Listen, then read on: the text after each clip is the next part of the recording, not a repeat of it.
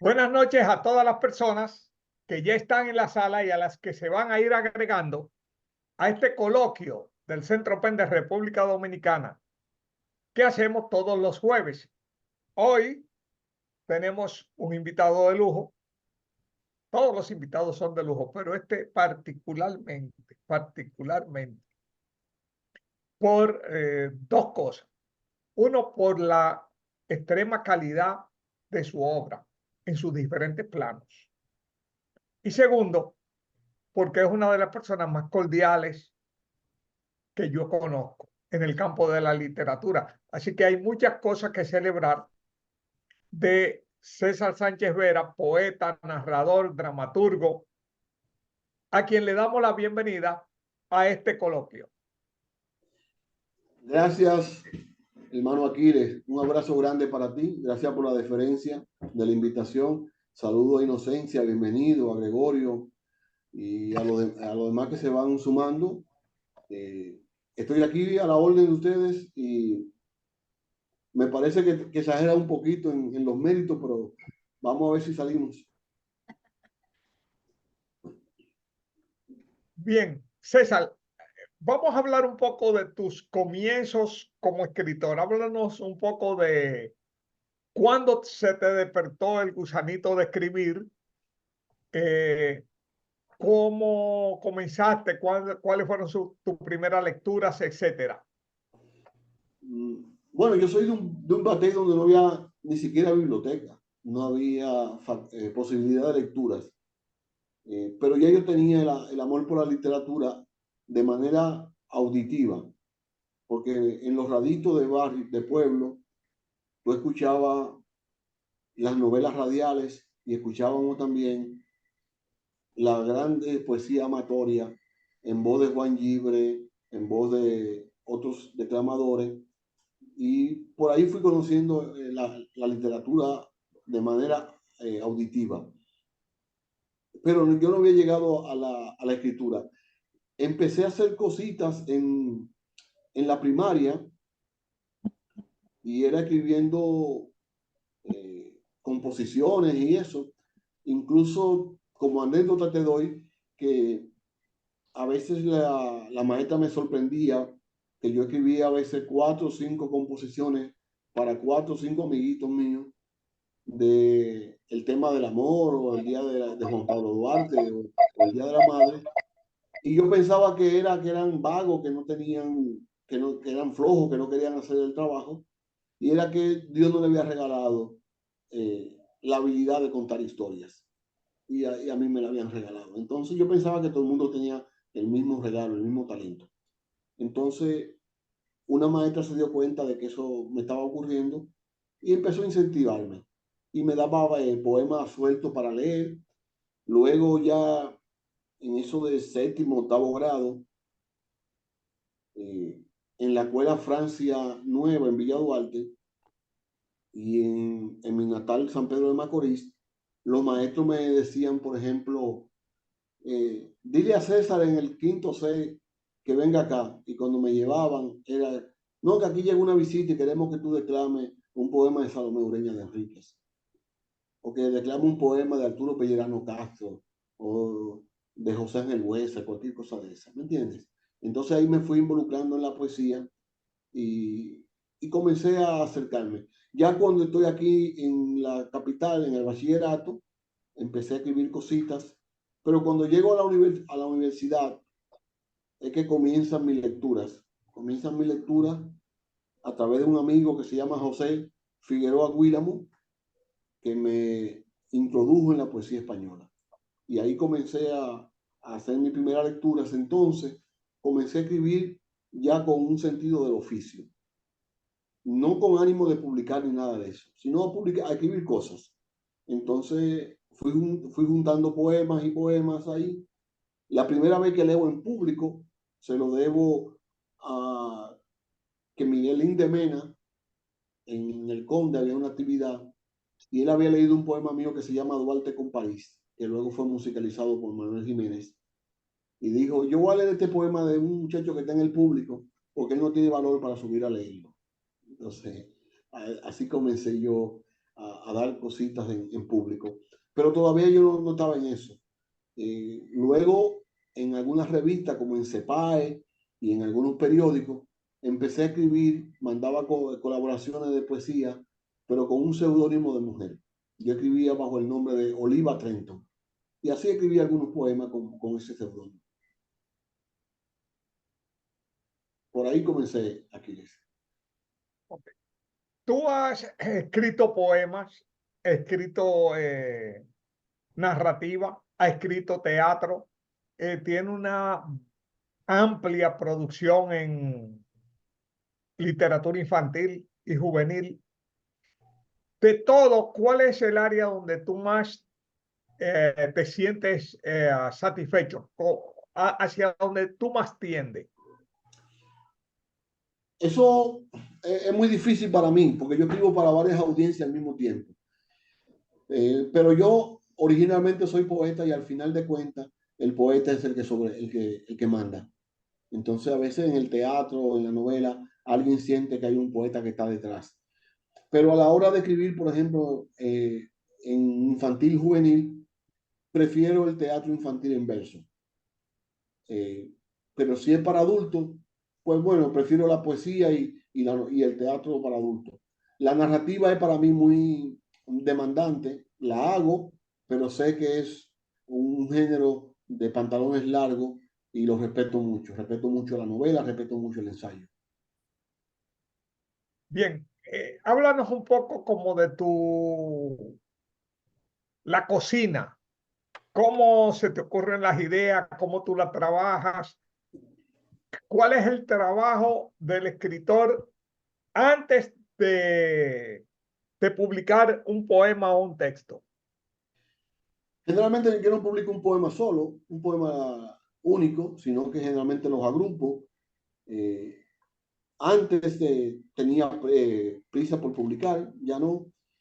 Y ahora mismo el trabajo es, primero consigo una idea, consigo una estrategia, eh, trato de encontrar en qué género esa idea va a resultar mejor planteada para la audiencia y a partir de ahí entonces la consigo. Generalmente escribo a mano y luego en el ordenador y voy tomando notas. Para ponerte un ejemplo, en estos días eh, yo estoy trabajando una novela sobre la pandilla juvenil de mi barrio. Yo vivo en Villa Consuelo y estoy escribiendo una narrativa sobre esa pandilla y me faltaba un elemento porque la, me faltaba algo. Sabía que no había desencadenado todavía la explosión de la escritura. Y un muchacho pandillero dijo algo y solamente fue una expresión que él le dijo a otro y eso desencadenó que la novela comenzara a fluir. Él le dijo a otro adolescente, ninguno de los dos tiene 17 años, pero uno de ellos dijo, yo no había hecho el amor, lo dijo con otras palabras, claro, yo no había hecho el amor y ya había matado a uno. Entonces, ese elemento, esa sola expresión desencadenó el fluir del texto. Entonces así ocurre con muchas otras cosas, como por ejemplo en la décima, por ejemplo en el cuento infantil, a veces una sola expresión de alguien o, o una idea que me parece novedosa desencadena la historia porque en el ámbito de la literatura infantil es sumamente demandante y sumamente, es una audiencia muy exigente. Los adultos, tú, yo, Inocencia, Gregorio, Manuel, bienvenido. Eh, a veces leemos un libro porque estamos comprometidos con el autor o porque creemos que es del mismo partido o es feligrés de la misma iglesia o por cualquier otra razón uno se siente comprometido a leer un texto de un amigo. Sin embargo, en la literatura infantil eso no ocurre. Si no hizo empatía con el niño, no hizo empatía y se acabó. No lo va a leer. Entonces, es una audiencia sumamente exigente. Pero, ok, tú tienes una idea. Ajá. ¿Cómo se va moviendo esa idea desde idea hasta el texto terminado? O sea, ¿qué proceso tú sigues? Eso depende de cuál sea el género. Por ejemplo, si es en el teatro, yo tengo una idea pero entonces esa idea, yo voy armando una trama, porque la voy a dividir en actos, la tengo que dividir en escena, tengo que pensar en la audiencia, tengo que pensar en las acotaciones, y estoy viendo el montaje, estoy viendo la musicalización, estoy viendo la escenografía y todo eso. Entonces voy haciendo un esquema, un cuadro por actos. Entonces voy haciendo planos diferentes. En el caso, por ejemplo, de la novela, cuando la novela es juvenil, yo lo que hago es que tengo un límite de más o menos hasta dónde van los capítulos de extensión juvenil para el público juvenil. Entonces voy trabajando los capítulos eh, y cuando me estoy acercando al límite de la extensión, entonces voy cerrando el capítulo. Ese es en el término de la novela juvenil. En el caso de la poesía es único, porque la poesía es un golpe, la poesía es un martillazo, es un hachazo. La poesía no admite que tú la prefabriques, sino que es un golpe y tiene que cerrarse a sí mismo. En el caso de la literatura infantil, eh, es un poquito más complicado ahora porque a las editoras para las que tú trabajas, que yo trabajo, por ejemplo, tú tienes que cumplir con ciertos estándares que ellos te ponen. Entonces, hay un nivel de lengua, hay un nivel de edad, hay un público específico, hay temas específicos que tú debes tratar. Incluso yo soy de lo que creo que todos los temas se pueden tratar en literatura, que lo que debe ser es hábil el autor en cómo tratar los temas, pero hasta ahí es complicado en el ámbito de la literatura infantil. Dice que se frizó. ¿Se oye? Eh, ¿Se escucha? César, lo último se frizó y no se pudo escuchar. Te decía que en el ámbito, por ejemplo, cuando estoy trabajando en la literatura infantil, la, el plan debe ser un poquito más ambicioso, porque yo tengo que cumplir con ciertos estándares. Porque, por ejemplo, a veces la editora me dice, yo necesito una historia en verso, o quiero una fábula, o quiero una leyenda, o quiero un cuento para de sexto grado, para quinto grado, para cuarto grado. Entonces tú tienes que apegarte a unos estándares de edad, de nivel de lengua, de ámbito social, qué tema debe tratar y qué tema no debe tratar, cómo manejar esos temas. Por ejemplo, te pongo el caso. Cuando yo escribí una obra de teatro en verso sobre Duarte, la editora no me dijo qué hacer. Sin embargo, yo no quise terminar la obra con la muerte de Duarte, sino que yo terminé la obra mucho antes de la muerte de Juan Pablo, porque yo no puedo, no puedo tumbarle el héroe a un niño que está leyendo sobre la identidad, sobre su identidad, sobre la patria, porque es una regla quizás no escrita en la narrativa, que cuando tú subes un héroe, cuando tú tienes un personaje principal, si tú quieres tumbar ese, tienes que subir otro para que ocupe su lugar, porque si no el lector te va a soltar la novela. Entonces, en ese momento yo no quise terminar la novela con la muerte de Juan Pablo, porque me lucía que entonces estaba desvaneciéndole al chico el ideal del heroísmo de Juan Pablo Duarte. Son elementos que yo tomo en cuenta a la hora de escribir la literatura infantil.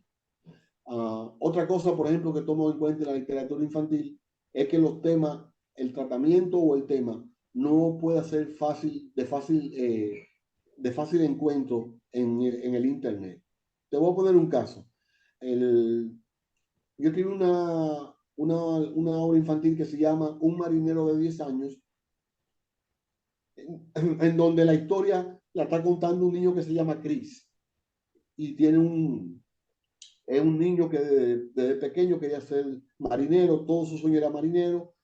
El papá no quería que fuera marinero, quería que fuera farmacéutico, pero él se empeñó. El papá le dijo, vamos a hacer un trato, si tú sacas buenas notas y eres bueno dentro y fuera del salón, te voy a llevar a conocer un barco. Entonces, es toda una historia sobre Chris. Al final de la historia, el niño no es Chris, es Christopher Columbus. Pero el lector no lo sabe hasta la última página, que se llama ¿Qué Christopher Columbus? Pero ¿a dónde te digo que el tema es novedoso en el trato? Porque es un niño de 10 años. Y cuando los niños vayan a buscar a Cristóbal Colón en Google o en Wikipedia o en la enciclopedia, van a encontrar la historia a partir de Palos de Moguer o a partir de cuando ya era un adulto hecho, completamente hecho a Cristóbal Colón, no de la infancia de Cristóbal Colón. Entonces yo le creo una infancia a Cristóbal Colón para obligar al niño a que entre al libro. Por eso está interesantísimo. Bueno, esas son de las cosas por ejemplo, otro de los elementos de mi literatura infantil y juvenil es que no es una literatura aleccionadora ni pedagógica.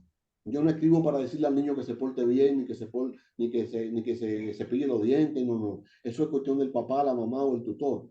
Yo tengo que escribir para un lector que me va a leer por gusto, no que me va a leer para que yo le diga qué tiene que hacer para ir al cielo. Bien. Hay un elemento, les recuerdo a la audiencia, ¿verdad? A todos los que se están integrando, que simplemente pueden intervenir. Yo aprovecho para saludar a Leo Silverio, mi pana full, Total- canchanchan mío. Totalmente. Gracias, Bien, gracias. hay un elemento interesante. Tú, gran parte de tu trabajo lo desarrollaste en Estados Unidos. O sea, te gradúas acá, te vas para Estados Unidos, haces una labor, sí, creo que allá trabajaste como docente. ¿Cómo, cómo impacta en tu trabajo el, no el exilio, porque aquí no hay ni exilio ni diáspora? O sea, ambos términos son erróneos. La emigración, el ser un emigrante viviendo en Estados Unidos. Bueno, a mí me impactó de muchas maneras. Primero porque cuando tú sales, te reconoces. Te reconoce negro, te reconoce hispano, te reconoce de origen africano, te reconoce que pertenece a un sitio, que pertenece a un lugar. Además, me hice más dominicano fuera de aquí, porque cuando tú estás en el día a día, hay cosas que no valora de este país, sino que la valora cuando la está viendo de lejos o cuando no puede tenerla. También impactó mucho para mí el conocer otra cultura, porque me tocó como docente, como tú bien dices, en una escuela que Eso no tenía sabía la gente. 5.000 estudiantes, de cuánta El cultura que tú te puedes imaginar.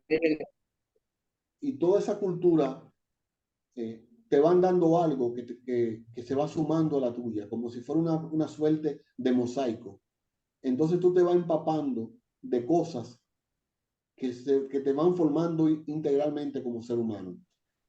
En mi afán de devolverle a mis alumnos que venían de otras culturas parte de lo que dejaban atrás por alcanzar el sueño americano. Por ejemplo, un niño salvadoreño que llegaba en primero de bachillerato y no conocía a Roque Dalton, o un suramericano que no conocía a Borges o que no conocía a Neruda ni a Gabriela, o un centroamericano que no conocía a Perú ni a Vargas Llosa. Entonces, en ese afán, fuera de los dominicanos todavía, en ese afán de yo devolverle a esos muchachos de esa literatura que ellos estaban dejando atrás, de ese mundo maravilloso, rico, por una bisutería que era el sueño americano en ese entonces, estaban dejando un mundo real rico detrás. Y entonces querían insertarse en una sociedad que lo maltrataba y que lo alienaba y que lo ante el, ante el espejismo de que era una sociedad moderna y progresista, estaban dejando atrás muchas cosas valiosas. En ese afán de yo devolverle eso a ellos, me fui enriqueciendo yo también. Entonces, por eso mi literatura pasó de una literatura puramente amatoria, cuando yo escribía Memoria del Retorno o esos libros de infancia. Comienzo a escribir entonces una literatura con un cierto sentido social, un cierto sentido de reconocimiento del otro, del valor del otro en esa lucha. Eso impactó profundamente mi escritura y algo que me transformó bastante, y debo reconocerlo, fue conocer a Rines Payá. Yo conozco a Rines Payá, mi mentora, Mayrina, como yo le digo, mi traductora al inglés. La conozco en una puesta en circulación en el año 1996. Y le noté en el inglés que ella no era norteamericana pura. Y le pregunté de dónde era y me dijo, yo soy del ombligo del mundo, yo soy de La Vega. Y le regalé 2 libros míos y como a los 15 días me escribió y me dijo, yo traduje parte de tu obra, te la voy a enviar para ver si te gusta. Y ahí comenzó una amistad que dura hasta hoy y me ha traducido ya una docena de libros.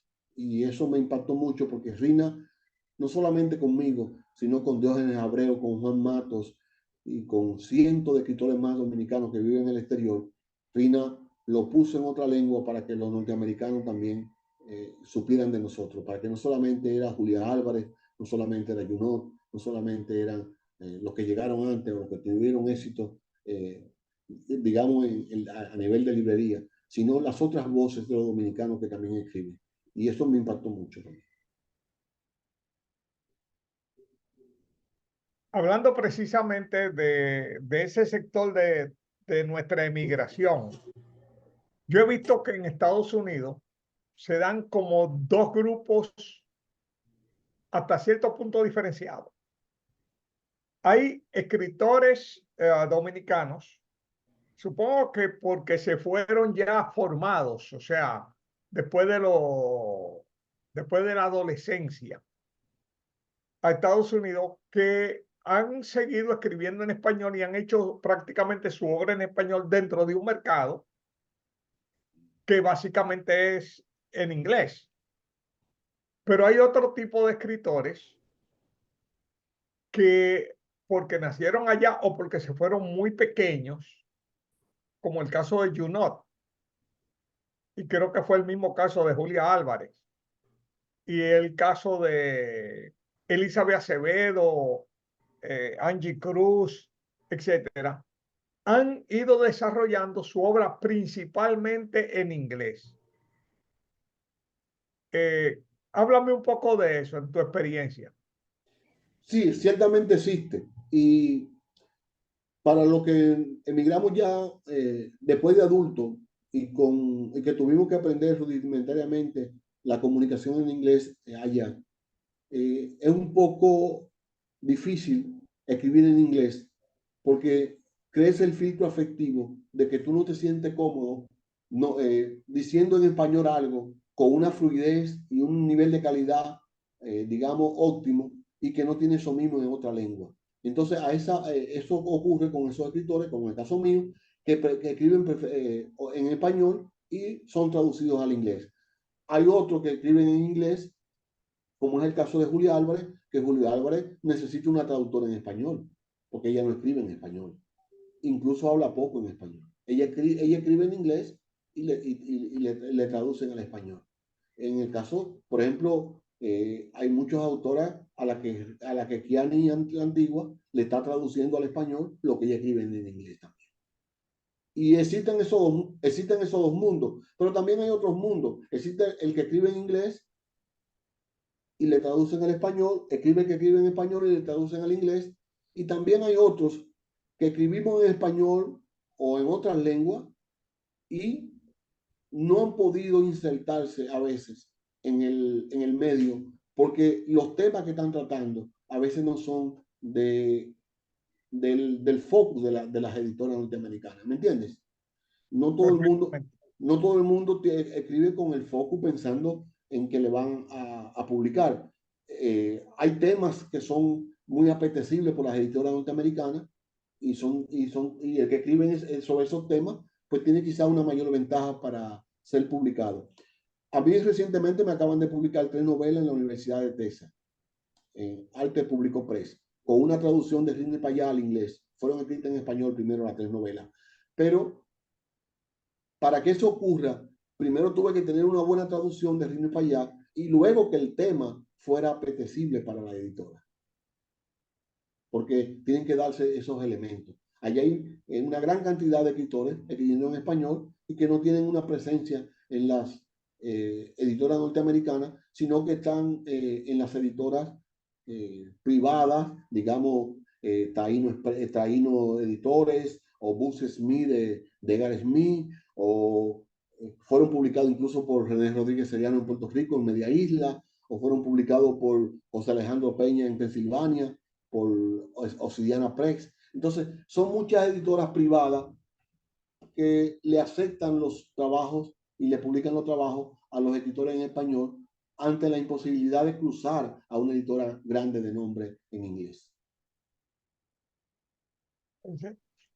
¿Y qué tipo de relación y contacto hay entre ese grupo de escritores que principalmente escriben en inglés con los escritores que escriben en español? Porque yo siento incluso que ha habido hay un cierto nivel de lejanía o de distancia entre, por ejemplo, los escritores residentes en Santo Domingo, en República Dominicana, con respecto a los escritores dominicanos residentes en Estados Unidos. O sea, no hay tanto contacto, tanto vínculo. Y con los escritores dominicanos o de origen dominicano que escriben en inglés, prácticamente no hay vínculo. Bueno, yo lo que creo es que esa falta de vínculo no se debe al idioma. A lo que se debe es a que los escritores son animales en solitario y muchos de ellos no tienen digamos, la disposición que tenemos algunos de juntarnos, de compartirnos, de mandarle, por ejemplo, mira, Leo, acabo de escribir esto, ¿qué te parece? Tú me visitaste recientemente y yo te regalé un libro mío y teníamos años sin vernos. Entonces, ese tipo de empatía, ese tipo de solidaridad, no tiene que ver con el idioma, tiene que ver incluso con la personalidad de los autores. Por ejemplo, Rina no es así. Y Rina habla perfectamente los dos idiomas y ha sido exitosa en los dos idiomas. Pero eso no ocurre a veces con otros escritores que están en la cúspide o a mitad de la cúspide y ni siquiera tiene que ver con el éxito de ellos. Tiene que ver más con su personalidad. Yo he leído en el mismo espacio que Juno Díaz y no ha habido ningún inconveniente. Él ha leído en inglés, yo leí en español, luego alguien leyó en otro idioma y en un ambiente de camaradería, creo que es que cada uno está en lo suyo, cada uno está realmente eso incluso ocurre en lo que escriben en el mismo idioma. A veces en un mismo estado, por ejemplo, yo vivo en Massachusetts y ahí tenemos a Leonardo Nin, a Juan Matos, ahí tenemos a Minelli Sánchez, la novelista, ahí tenemos a muchos escritores y a veces pasan 4 y 5 meses y no nos vemos porque cada cual está en su trabajo escribiendo cosas. Pero no creo que tenga que ver con el idioma. Creo que tiene que ver más con la actividad en solitario del escritor. Ok. Inocencia Vega interviene. Dígame, Bueno, Inocencia. buenas noches. Yo estoy muy interesada en la conversación porque yo estoy aprendiendo a ser escritora escribiendo literatura infantil y veo que el señor César Sánchez, esa es su línea, o bueno, una de ellas. Entonces también veo o escucho que él dice de lo de escritor en solitario. A mí me gustaría que en algún momento poder compartir mis escritos o alguno de ellos con usted eh, para que lo vean y también ver los suyos, porque entiendo que es mejor en sociedad que en solitario. También me gustaría crecer como escritora en la literatura infantil y qué mejor que socializar con gente que ya tienen experiencia. Bueno, te contesto, Inocencia. Primero quiero saludar a Mircea de Fría y a Máximo Hernández, a Manuel Marte y a Brenda que están por ahí. Gracias por llegar. Mira, Inocencia, creo que la literatura infantil y juvenil en República Dominicana, como dije hace un par de noches, es el sector más aventajado ahora mismo de la literatura dominicana por la cantidad de talentos que convergen en ese sector. Tenemos cientos y cientos de escritores de literatura infantil, cientos y cientos de ilustradores, incluso de cómics, de anime. Tenemos gestores culturales, cuentacuentos, ilustradores, patrocinadores, y todo eso converge en un sector fuertísimo de la literatura infantil escribiendo una literatura para nuestros hijos, para nuestra identidad, que no tenemos que envidiarle a ninguna literatura que venga de Europa ni de Sudamérica. Yo te ofrezco lo que pueda, lo que tú necesites. Te puedo mandar mi texto en PDF, lo puedes ver. No tengo edad todavía para dar consejos, pero en lo que yo te pueda ayudar, puedes contar conmigo. Te puedo decir mi opinión sincera de lo que me parece. Te puedo dar incluso nombre de editora a la que puede enviar trabajo si quiere publicar. Y digo lo que me dicen a mí. Para escribir literatura infantil no es ponerle los adjetivos pequeñitos, el patito, el carrito. Esa no es la literatura infantil. Hay que pensar en el lector infantil como un lector, como una persona que no es incapaz. Hay que desafiar su nivel de inteligencia, su nivel de imaginación. Y a mí, en lo personal, me ha dado relativamente éxito no dar consejos, no tener una literatura infantil aleccionadora, sino una literatura infantil para el disfrute, para el deleite del lector, para que lea por gusto. Y a veces aromatizarla con un poquito de humor porque es un niño.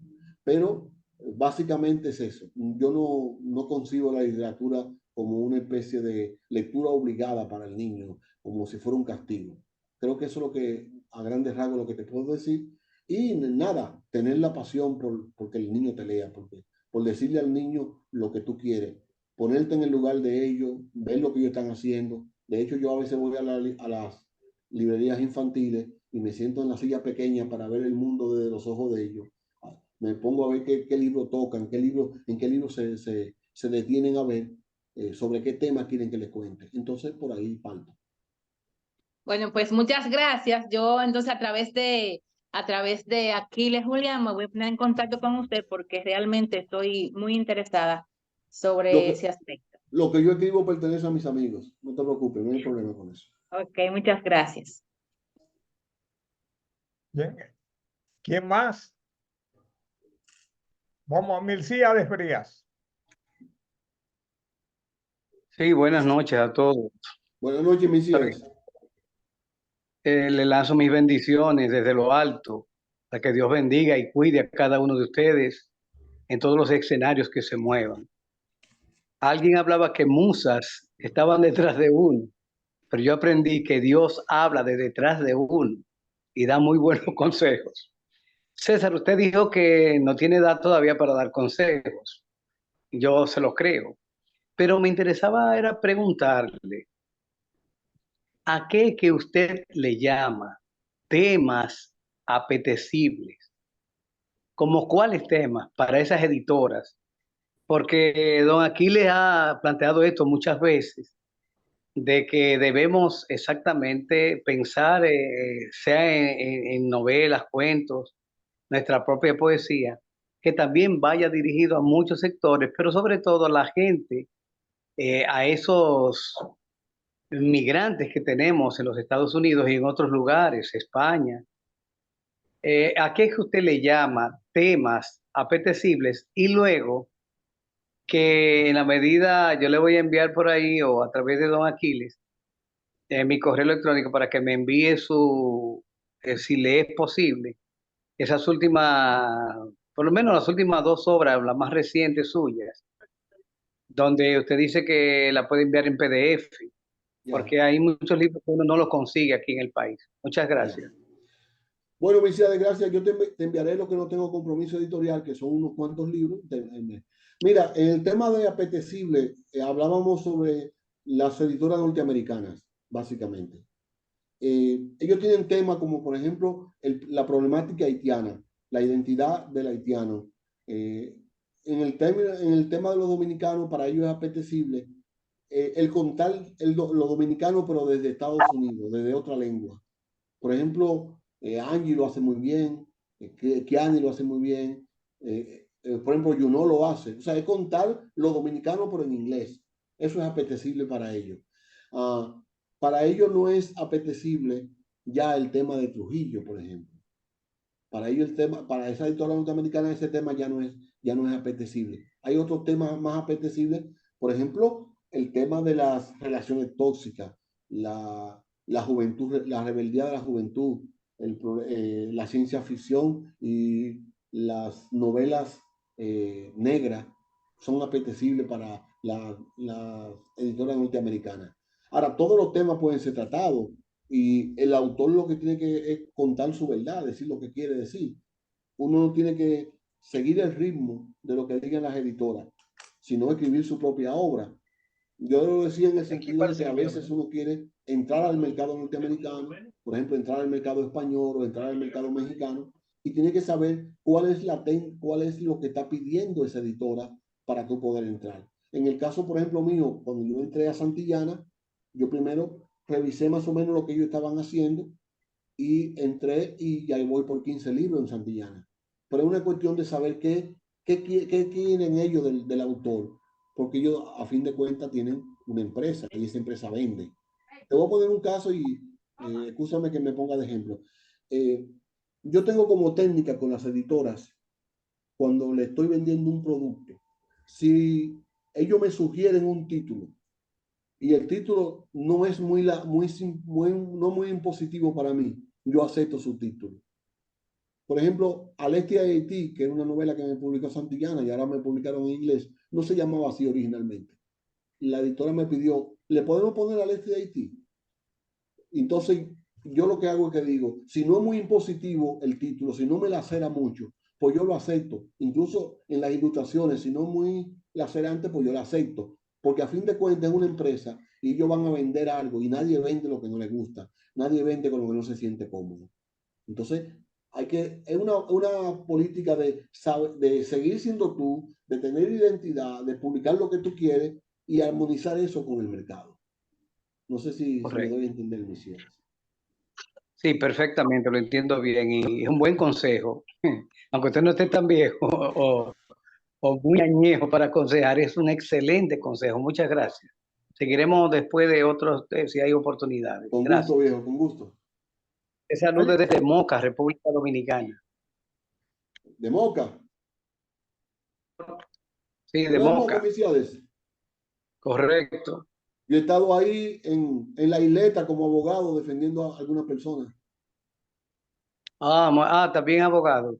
Qué Sí, bueno, sí. y me he parado a comer mofongo. En Moca es especial. Yo he llegado Pues hasta Palmerrada de Villatrina por ahí.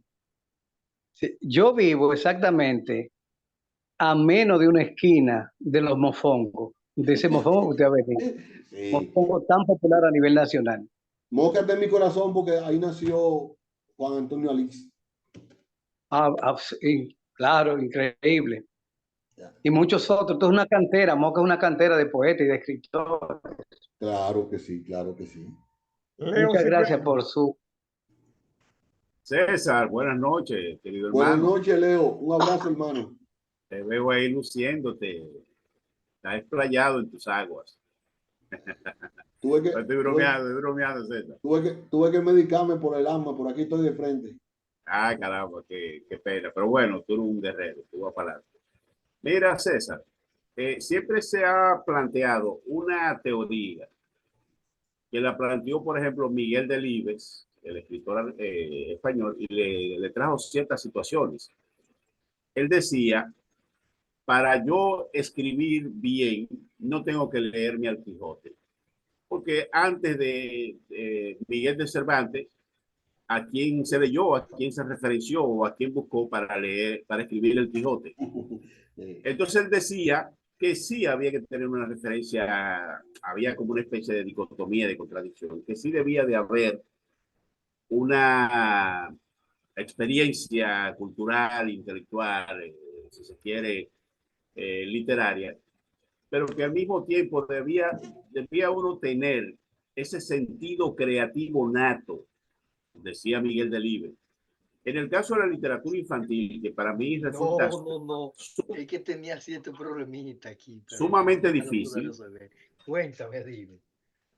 Parece que hay un micrófono abierto. En el caso de la literatura infantil, que a mí me resulta sumamente difícil escribirla, pensar como los niños, ir al corazón de los niños, me decía Brunilda Contreras, Mira, para escribir como literatura infantil hay que estar en 7 años, no salirse de esos 7 años, hay que tener esa edad. Yo tengo 64 y ya es muy difícil que yo vuelva a tener 7 años. Se puede, se puede. No soy el extraño caso de Benjamin Button, por ejemplo. Pero bueno, eh,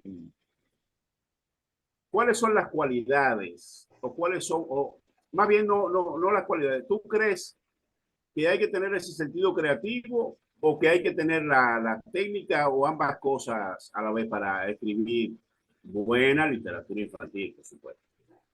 Mira, yo creo que como Delibes, igual, creo que hay que tener ese sentido de intuición, incluso de creatividad, y los clásicos que hay que leerlo son referencias más bien para el marco de la utilización de la lengua, para el conocimiento del idioma, para tú conocer la herramienta en la que tú en la que tú vas a transmitir.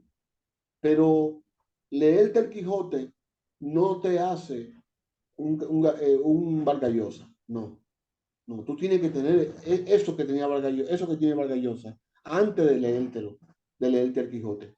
Tú tienes que tener una cierta sensibilidad, llámese como se llame, para tú, en mi caso, para tú abordar ciertos temas, para tú escribirlo, para tú pasarlo, porque si no, aunque tú tengas toda la técnica, aunque tú tengas toda la maestría en manejar las estructuras y el género en el que tú escribís, si no tiene eso, no va a resultar. Vamos a extrapolarlo a que es una danza. No sé si tú has visto personas que se conocen todos los pasos de la salsa, pero no bailan con ritmo, no bailan con gusto. Entonces tú lo ves dando las vueltas, tú lo ves marcando en la bachata, pero le falta algo. Entonces hay un muchacho de barrio que tiene los zapatos todo gastados, que baila con un swing que solamente Dios sabe, y no fue a ninguna escuela. Entonces a veces ese toque que es que le falta al escritor, porque él va a conseguir en la lengua, en la referencia, como tú dices, en leer al Quijote, en leer a Vargas Llosa, en leer a Magiolo, en leer a Pedro Valdés, en leer a Diógenes Abreu, él va a conseguir los manejos de la lengua, el conocimiento de la herramienta, el conocimiento de la técnica, pero debe tener qué hacer con ese conocimiento. Si no, la obra va a ser puramente mecánica. Es lo que a mí me luce. Me pasa cada rato con la décima, me pasa cada rato con el soneto. Conozco sonetistas y conozco decimeros, con el mayor respeto que le tengo a todos, que conocen bien la estructura, conocen bien la estrofa, conocen bien el conteo métrico, conocen bien las reglas de los acentos interiores del verso, conocen la terminación, la rima consonante, pero le falta poesía a eso que yo quiero. Porque si no conecta, ¿no? Es como si tú estuvieras calqueando, estuvieras copiando mecánicamente algo. Le falta el alma. Tú puedes tener la herramienta, pero si no tienes la intuición, si no tienes la creatividad, si no tienes ese toque, no te va a surgir la obra. Eso es lo que yo creo personalmente. César, hay un par de cosas interesantes. Lo primero es, por ejemplo, que tú tienes a Elizabeth Acevedo, Angie Cruz, hay una niña, creo, de apellido Peralta, que escriben en inglés, el mismo Junot y la misma Julia Álvarez, escriben en inglés, pero sus temas son locales, son de República Dominicana o del emigrante dominicano en Estados Unidos. Sí, cierto.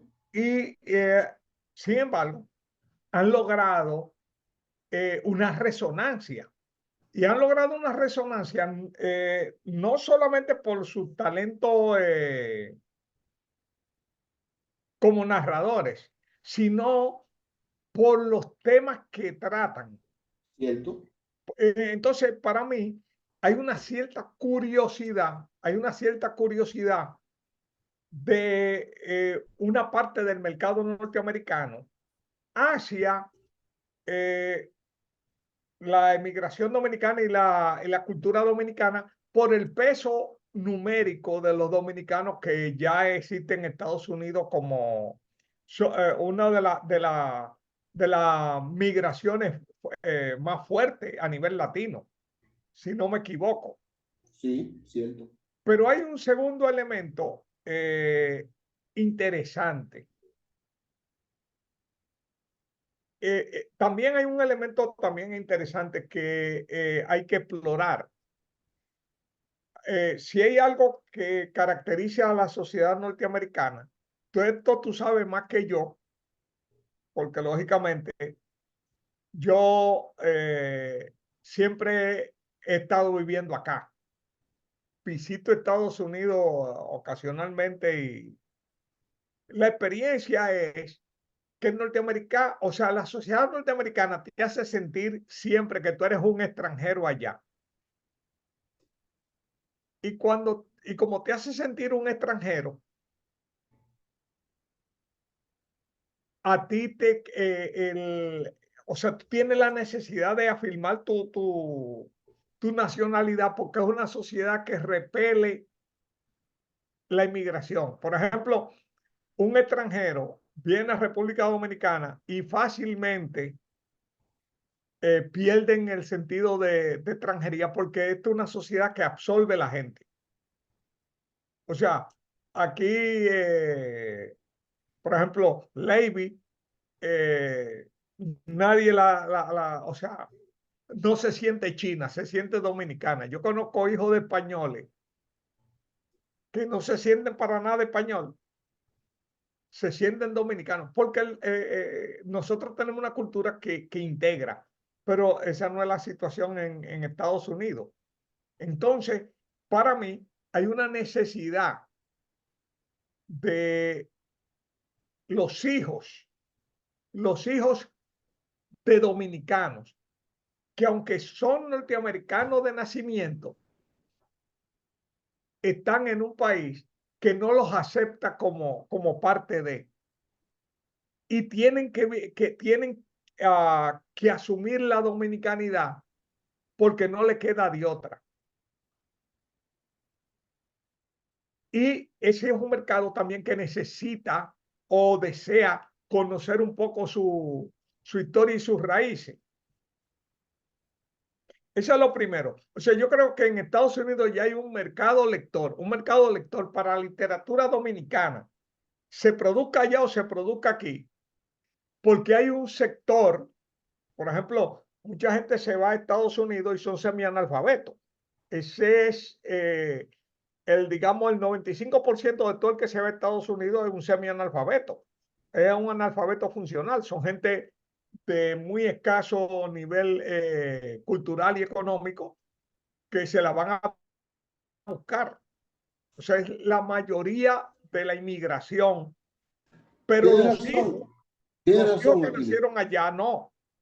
Tienes razón, Aquiles, pero también, además de que ya somos un mercado y que compramos y que vendemos y que somos una parte importante de la población, hay que entender que ese mercado está interesado en los temas dominicanos, pero no que se lo lean en español, no que se lo digan en español, sino que se lo digan en inglés. Totalmente. Porque el mercado que consume las universidades y que consume a nivel de adolescente en la secundaria, que consume temas como el de Juno Díaz, por ejemplo, en la escuela donde yo trabajaba, que a Juno Díaz lo leen mucho. Ellos leen a Juno, pero no lo leen en español, porque todavía, aún la traducción, sea buena o sea regular, ellos quieren que se lo digan en su propia lengua, porque aunque son de origen dominicano, su lengua original, su primera lengua es el inglés ahora. El español ellos lo hablan en la casa con la mamá un poquito, pero fuera de ahí es la selva y la selva es en inglés. Entonces, por eso el mercado creciente para Angie, para Juno, para Julia Álvarez y para muchos otros autores, y por eso te decía la importancia que tuvo Rina en la obra mía, en la obra de Juan Mato, en la obra de Diógenes Abreu, en la obra de Jimmy Valdés, en la obra de Kiani, en la obra de otros autores, porque es que Rina le dijo a ese mercado, mira, además de You Know, también aquí está esto, que también son dominicanos y también tienen una historia que contar, pero mírala en tu idioma. Ellos me la contaron en español y yo te la puse en inglés. Eso es exactamente como tú lo dices, exactamente es así. Estados Unidos descubrió que nosotros compramos y que compramos mucho. Entonces, por eso fue el boom de Juno, el boom de otras autoras. Incluso ya comenzamos en el teatro también. Ya llegamos a Broadway. Ya dentro de poco ellos van a saber también lo que somos nosotros a nivel de la dramaturgia. Tímidamente también nos fuimos metiendo en el cine y ya nos conocen en el cine. Y ellos saben que también nosotros podemos actuar frente en la gran carpa. Entonces, ya no solamente somos peloteros, ya no solamente somos bachata, también ellos se van dando cuenta de que hay voces autorizadas en la intelectualidad, como es el caso de Silvio Torres Sayán, como es el caso de Rina, como es el caso de Daisy Coco de Philip. O sea, son personas que le pueden decir en su lengua lo que ellos quieren saber de nuestra patria. Y hay un elemento interesante. Te lo digo porque, por ejemplo, yo digo que a ese es uno de los mercados principales que hay que atender para la literatura dominicana. Y si hay que traducirlo, se traduce, pero no se puede abandonar ni ignorar. ¿Por qué? Bueno, es que la responsabilidad parecería que es solamente de los autores y no es así. Nosotros no somos buenos promotores de lo nuestro en la literatura. Los autores tienen que promoverse ellos mismos o conseguir un padrino a veces, como en el caso que yo conseguí para que me publicaran en la Universidad de Texas. Conseguir un padrino que le diga a alguien, mira, léete a este muchacho. Pero nosotros no tenemos una representación nuestra que nos haga valer. Por ejemplo, en el caso de los consulados y embajadas. En los consulados y embajadas que tenemos en todos los países del mundo, incluyendo Reino Unido y Asia, no hay una presencia de la intelectualidad dominicana ni de la literatura dominicana, porque es que esos embajadores y cónsules no hacen eso, eso no le interesa. ¿Me entiendes? Por ejemplo, tú consigues un embajador dominicano, digamos, en un país de América del Sur, cualquiera que sea, y fácilmente te invita a un comerciante o a un dealer de carro, pero no te puede invitar a una comisión de escritores para que ellos vean lo que nosotros escribimos, y eso es en la misma lengua que estamos hablando. Nosotros somos muy negados y las instituciones no nos respaldan en ese tipo de cosas. Te voy a poner un caso te voy a poner un caso que hace Colombia y Massachusetts. El consulado de Colombia y Massachusetts cada año tiene una beca para un escritor. Y le dicen, aquí hay $30,000, tenga 15 y dígame el tema que usted va a tratar en el libro. Y los otros 15 cuando me entregue la investigación en el libro. Y te dan $30,000 un consulado para que tú le entregues un proyecto, ya sea de un libro de ensayo, de teatro, de poesía, de lo que tú quieras. Una antología, por ejemplo. Pero es un apoyo que te da el consulado para que tú subsistes económicamente y puedas seguir trabajando otra cosa y tenga un apoyo para hacerlo. Nosotros no tenemos ni el apoyo económico ni el apoyo institucional para promover lo que somos. Fuera de aquí, incluso no conocen a veces a Magiolo, que merecía un Nobel. ¿Por qué nosotros no tenemos a alguien que nos promueva un Nobel? ¿Por qué no tenemos a alguien que nos promueva a José Mármol, a grandes, en el caso de Magiolo, que lo merecía como el que más, y muchos otros autores? ¿Por qué no tenemos a alguien que nos promueva en eso? Hay una apatía de las instituciones culturales a reconocerlo. Incluso el que está fuera, para muchas instituciones, somos traidores. Nosotros no fuimos de este país, según ellos. ¿Me estás entendiendo, Aquiles? Perfectamente. Pero como ya te decía, o sea, y te lo digo, por ejemplo, porque como Centro PEN, que ya, por cierto, subimos de categoría. Antes éramos PEN aspirante y ahora somos ya el segundo nivel, que es PEN propuesto.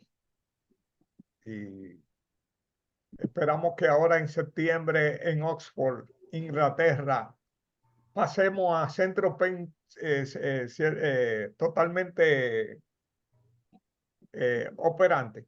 Una de las cosas que uno tiene que analizar y ha analizado, ¿dónde están los mercados para nuestra literatura?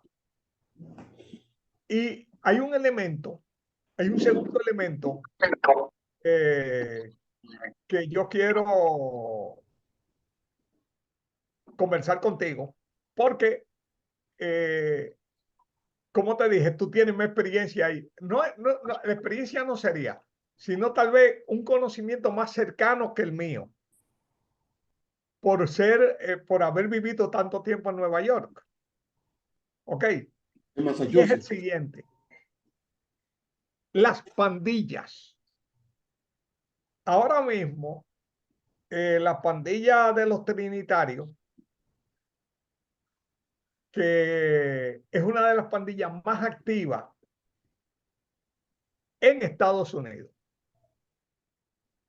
con una presencia en las principales ciudades de la costa este de Estados Unidos, pero además con una presencia internacional ya en Puerto Rico, en España, en Chile, en Reino Unido, etcétera. Y te lo digo porque ahora mismo, por ejemplo, tú estás haciendo una novela con un tema de pandilla, pero de Villaconsuelo. Ajá. ¿Ok? Pero yo siento, y fíjate que yo he buscado información, porque yo trabajé el tema de la pandilla para un cuento en España. Y de ahí surgieron una serie de cosas que yo dije, aquí hay un filón, porque no hay una, no hay mucho material, mucha documentación. Por ejemplo, en Estados Unidos hay documentación sobre las pandillas, pero no sobre la pandilla de los trinitarios, que sin embargo es un dolor de cabeza ahora mismo en Nueva York y en Estados Unidos, por Bueno, su crecimiento y por su vinculación estrecha con el cartel de Sinaloa. en el caso de la pandilla dominicana, no son pandillas per se dominicanas, sino que son imitaciones de pandillas porque han copiado modelos de otra cultura. Nosotros hemos tenido grupos armados, de hecho, tuvimos tres trinitarios, los de Duarte, los de Rubirosa Fermín y ahora esto. O sea, nosotros hemos copiado modelos de pandillas, de gangas, de estructura mafiosa. Pero en el caso del escritor, no necesariamente necesita de esa documentación para la pandilla dominicana, porque lo que tiene que tener es documentación de cómo son las pandillas en general y hacer lo que yo hago, que es entrevistar a pandilleros, a ex pandilleros o a pandilleros activos. Por ejemplo, para yo escribir este texto, yo le dije a uno de mis informantes, no va a salir tu nombre, no va a salir tu grado dentro de la pandilla, no voy a decir a qué pandilla tú perteneces, solamente quiero que me cuentes. Y tiene mi palabra de caballero de que yo voy a respetar tu integridad. Entonces, así se puede formar un texto, porque lo demás tiene que suplirlo la imaginación de Aquiles. ¿Me entiendes? La demás tiene que, porque no tiene que ser una novela biográfica exactamente, ni una novela histórica. Tú lo que tiene, uno lo que tiene que presentar la realidad, presentar lo que está ocurriendo. Los dominicanos tienen cerca de 4 o 5 pandillas, no solamente son los trinitarios. ¿Oíste? Sí, sí, está por ejemplo Dominican Don't Play. Esa es una, también está Black Cactus y hay muchas otras. Y además la cantidad de dominicanos que pertenecen a otra pandilla que no tienen que ser exactamente de origen dominicano. Porque hay dominicanos en los Latin, hay dominicanos en los blogs, hay dominicanos en la Mara, hay dominicanos en el MS. Entonces, donde quiera hay un caldo de cultivo para la gente que se siente inadaptado o que cree que puede resolver la cosa a su manera. Ahora, eso es un filón, como tú dices, para la literatura, porque nosotros somos muy dados como autores a contar lo que ocurrió hace 100 años y no contar lo que está ocurriendo hoy, lo que está ocurriendo anoche. ¿Me entiendes? Por Entonces, ejemplo, Elmer Mendoza, que es uno de Leo Silverio levantó la mano y otras personas. No, Sí, no quiero que Leo. parezca un monólogo de nosotros. Sí, yo quería referirme a lo que decía César anteriormente, porque de pandillero a pandillero, entre pandilleros no nos veremos. En el caso, por ejemplo, de la diplomacia nuestra, es una diplomacia absolutamente nula, una diplomacia que lo que se le da como un premio político y a veces se le da como un premio para que estén fuera del poder. Y eso es una estructura de filosofía política. Los enemigos tuyos, manténlos lejos, no para los embajadores en cualquier lugar, para que no estén aquí como mosca. Como hicieron con Francis Camaño, que lo nombraron embajador en otro país. En Londres, exacto. Entonces, yo tengo dos anécdotas de eso. Una, un embajador nuestro que consiguió una donación de pianos en Japón, pero resulta que los pianos nunca llegaron porque el gobierno dominicano o la estructura o la embajada, no lo sé, no tenía la posibilidad, no apareció nunca el dinero para transportar unos 10, 12 pianos que había conseguido este embajador. Vale. O sea, y entonces otro conoció un detalle de primera mano de un cónsul nuestro en España, y el hombre se dedicaba era a transportar productos dominicanos para allá y a traer productos españoles para acá. Entonces, yo una vez, muy tontamente, le dije, pero mira, pero hagamos un asunto, olvídate de eso, Leo, solo que deje problemas con los artistas y las cosas y las complicaciones. Y un detalle, cierro con esto, no quiero parecer una lacrimógena aquí, es, por ejemplo, nosotros tenemos una editora nacional del Ministerio de Cultura, pero resulta que está parado, o sea, no hay publicación, está parado. Pero entonces tú revisas la nómina del departamento del Ministerio de Cultura y hay como 50 gente cobrando un salario para hacer nada.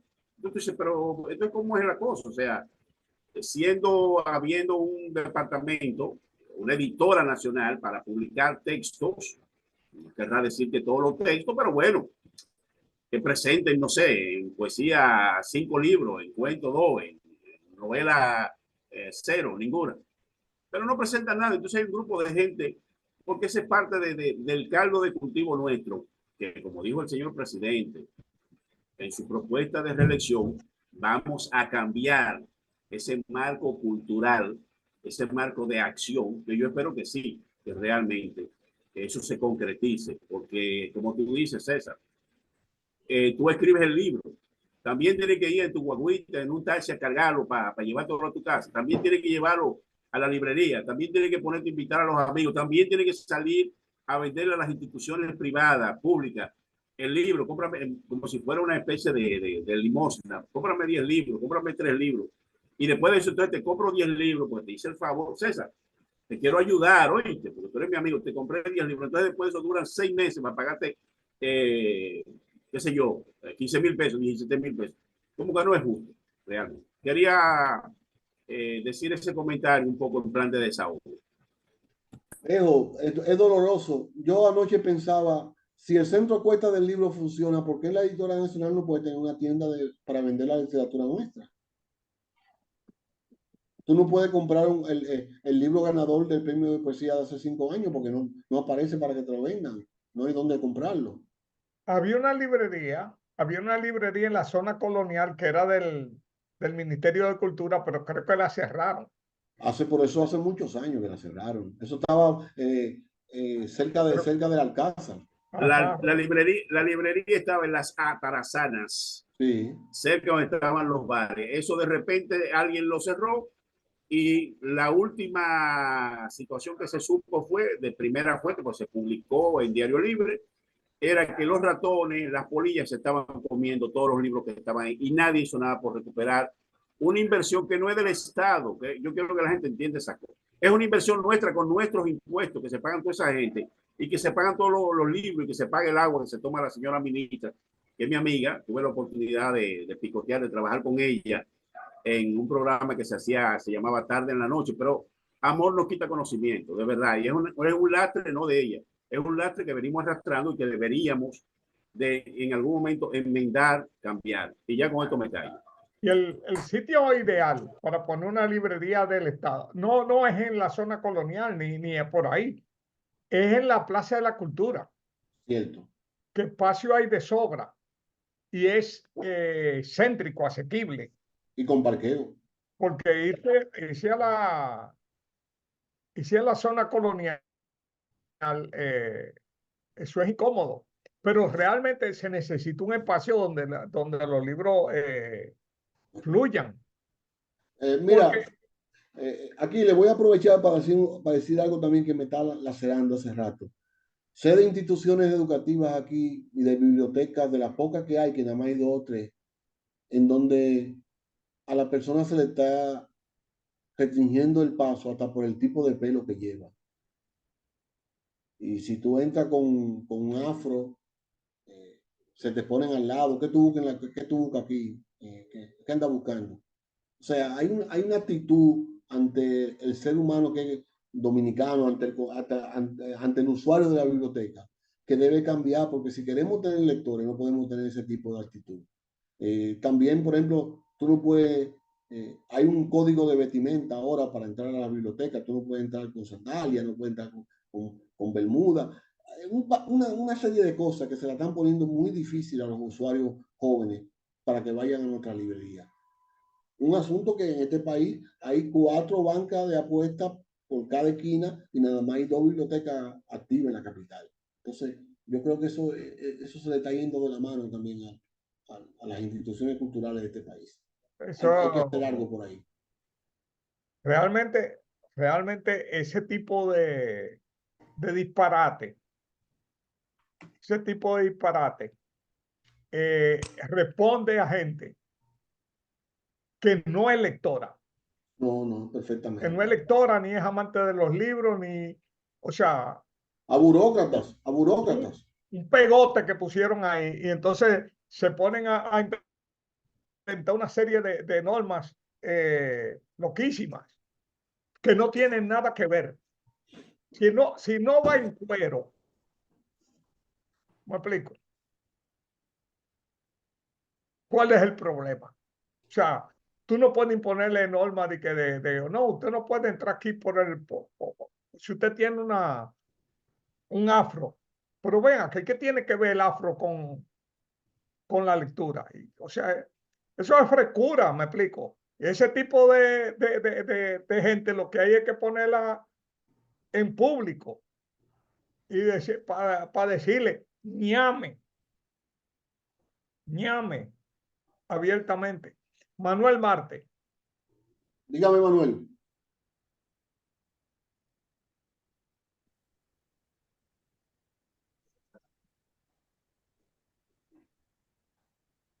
tiene que escucho. activar el micrófono, Manuel.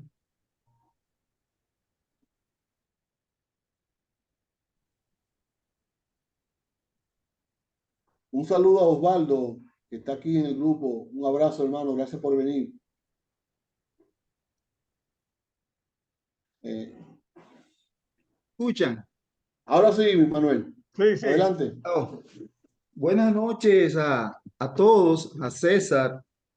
No lo conozco personalmente. ¿Estás aquí o estás allá? Estoy en Yo Villa, estoy, estoy en Villa Consuelo. yo estoy en Manhattan. Me Qué chulo. invitó Gregorio Abreu también. Yo soy aspirante escritor. Tengo un libro publicado de cuentos. Ah, pues ya entonces tú no eres aspirante, ya tú comenzaste. Bueno, y otro en proceso de publicación. Escuchando todo lo que se ha dicho aquí sobre todos los problemas que se presentan ahora mismo en la cultura, es difícil. Generalmente hacemos los trabajos, estamos yendo mucho ahí a cultura, que la pusieron aquí en Ámsterdam, hay un local ahí. Ajá. Pero una situación difícil porque el, los jóvenes ahora mismo tienen mucha distracción en todas las direcciones que uno se mueve. generalmente estamos compitiendo prácticamente con un monstruo que son las redes sociales, la televisión, las computadoras. Y una de las cosas que llama la atención es que cuando se hace algún tipo de actividad siempre vemos casi las mismas caras ahí en la dirección de cultura. Y hacer una publicación, inclusive hemos hablado aquí entre escritores de, de la necesidad, obligado por las circunstancias que tenemos de cuando vamos a hacer algún tipo de libros, no hacerlos muy largos, porque yo sé que hay mucha gente que lo primero que hace es que lo toma en las manos y ve si pesa mucho y dicen, eso es muy largo. Y O sea que el Quijote no se iba a vender por ello. sí, sí, sí, no, la situación es complicada, lo que se está dando. Buenas noches, Osvaldo. Sí, y realmente esto es un trabajo que tenemos que hacer contra viento y marea, porque yo sé que nos estamos enfrentando a una situación que de alguna manera ha sido creada porque lo que se está buscando es precisamente que los elementos culturales de cada país, lo que identifica a cada país, a cada nación, están siendo atacados en su raíz. Y eso es una de las cosas que nos obliga muchas veces, aunque no queramos hacerlo, a repensar y retomar los caminos donde de alguna manera llegue a la población, a los lectores, porque no solamente es un asunto de los dominicanos aquí, es de los otros grupos, los grupos étnicos Bueno, mexicanos. Entonces, nosotros de alguna manera buscamos acercarnos a esos grupos también, pero es una situación un poco difícil, pero fundamentado en eso es que buscamos la manera de que lo que uno hace a ellos les llegue. mi experiencia en la gestión cultural en Massachusetts me dice que uno de los principales problemas que han tenido los grupos culturales, sobre todo en Massachusetts, que es donde yo me he desarrollado más tiempo, es cuando la política permea esas instituciones. Por ejemplo, Casa Dominicana en Lawrence estuvo funcionando perfectamente con grupos culturales, con actividades multitudinarias, con diversidad de presentación de talentos diferentes, hasta que a la administración entró la división que no, que fulano del PLD, que fulano del PRD, que hay que aceptar la línea de tal cosa. Entonces, ese tipo de cosas, cuando permea las instituciones, empieza a hacerle daño. Otra cosa que ha dañado las instituciones culturales, te repito, en el área que yo vivo, en Massachusetts, es que muchos de los miembros de las instituciones culturales han utilizado ese tipo de institución para beneficio propio. Otro de los elementos que ha hecho mucho daño es también no tener una constancia en la actividad cultural. Por ejemplo, nosotros duramos 10 años con una tertulia que se llamaba Tertulia Pedro Mil y la hacíamos el último viernes de cada mes. Y la gente sabía que el último viernes de cada mes había tertulia, aunque nada más fuera una sola persona. Aunque nada más hubiera en el público una sola persona, iba a haber tertulia. Entonces, ese tipo de consistencia le dice a la gente que sí, que se puede. Eh, Nueva York es un público difícil por la rapidez con que va la gente. No creo que sea buena idea recortar los libros. Lo que hay que es diversificar la oferta y tratar de conseguirlo de otra manera. Y tratar de conseguir que los jóvenes y los que están en transición entre la juventud y la primera adultez se integren para que eso hagan la atracción de lo que faltan. Pero no creo que sea necesario reducir el tamaño de los libros, como tú dices. Y para luchar con las distracciones que tienen las redes, lo que hay que aliarse a ellas. Por ejemplo, si hay una puerta de presentación del libro, no lo haga a la manera tradicional. Utiliza inteligencia artificial, utiliza PowerPoint, utiliza medios audiovisuales, cosa que les sea atractivo a los jóvenes para poder llegar a ellos. Te digo, por ejemplo, a veces yo voy a una escuela y me toca hablar para adolescentes, digamos, para muchachos de 15, 16 años. Y son muchachos que te lo llevan obligado y lo meten en una aula para que tú hables para ellos. ¿Y cómo tú conquistas a esos muchachos? Bueno, tiene que buscar el camino para hablarle de lo que ellos quieren escuchar y luego que tenga la atención, entonces decirle a qué tú fuiste. Pero tiene que conquistarlo primero. Ese es el trabajo de los que somos gestores. Ese es el trabajo de lo que tenemos que promover la cultura, la literatura. No es imponerle lo que tú eres, es el manarte con ellos, que ellos te sientan parte de su grupo, de su manada, que no vean diferencia entre el Manuel que tiene 50 y pico de años y ellos tienen 14, que se vean como un solo bloque. Cuando tú consigues eso, entonces tú puedes lograr, entonces llevar el mensaje que tú quieres. Pero es un trabajo cuesta arriba y hay que tener mucha pasión. Osvaldo, Sí, buenas noches. Buenas noches, Osvaldo. Mis excusas por entrar un poco tarde. Uno siempre tiene que estar con muchas cosas a la vez. La conversación de hoy es de suma importancia porque yo creo que se han tocado muchos puntos que a todos los que estamos en esto de difundir la literatura dominicana, en difundir eh, los libros y ver la manera de cómo captar a la juventud ante todo. Los puntos que se han tocado aquí son todos precisos. A veces se hace difícil uno gestionar esas ideas que surgen. Por ejemplo, yo encuentro que yo estuve los otros días viendo unas estadísticas y viendo los sitios donde se lee más. Y en español, por ejemplo, a pesar de que México es tan grande, en México no se lee tanto, a mí me asombró. Se lee en Chile, en Argentina no se lee tanto tampoco, que yo pensaba que se leía bastante. O sea que en español nos quedan España, en lenguas similares en Portugal se lee sorprendentemente bastante. En Corea, créalo o no, se lee cantidad. Esa gente lee una cantidad de libros que supera a los ingleses e incluso a los norteamericanos. Pero a lo que voy. Las traducciones son, eh, son parte de la médula espinal de cualquier autor hoy en día. Si uno no es traducido, es súper difícil llegar a promover una obra o una obra no solamente a nivel personal, sino hablemos como grupo cultural.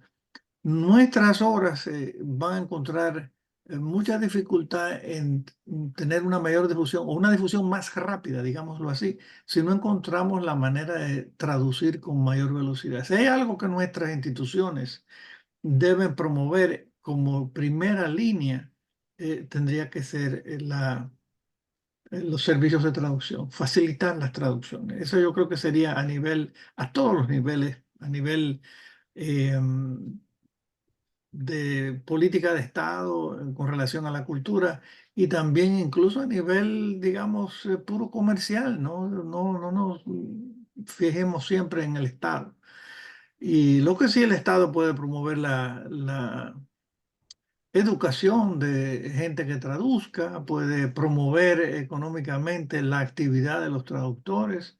Todo eso se puede hacer y es algo que nosotros hemos como dejado a un lado. Eh, Eso en cuanto a lo que es la promoción. La política es, ha sido un gran impedimento para la solidificación de movimientos culturales, específicamente en nuestra comunidad, en la comunidad dominicana. En Lawrence, pues sabe que yo no resido allá, pero tengo muchos amigos que escriben. Lo más seguro ustedes todos conocen también de Miércoles, que es una de las, casi una institución, que todos los miércoles producen un programa con una consistencia de no sé ya cuántos años.